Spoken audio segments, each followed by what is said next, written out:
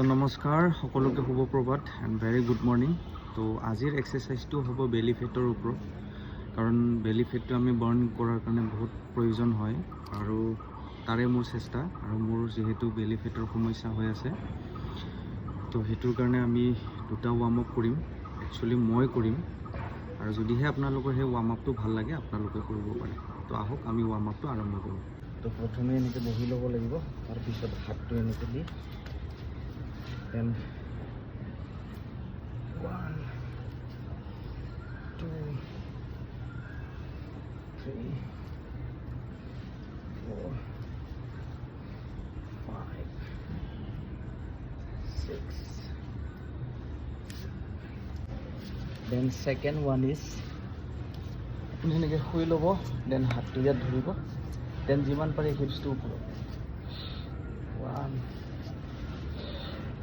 2 3 4 5। তো বন্ধুসকল, এই দুটা ৱাৰ্ম আপ এভৰি মৰ্নিং 20 বাৰকৈ 3টা চেপত কৰিব। আশা কৰোঁ আপোনালোকে ৰিজাল্ট পাব। সদায় কৰিব লাগিব দেই। আজিলৈ এৰিছোঁ, বাই বাই।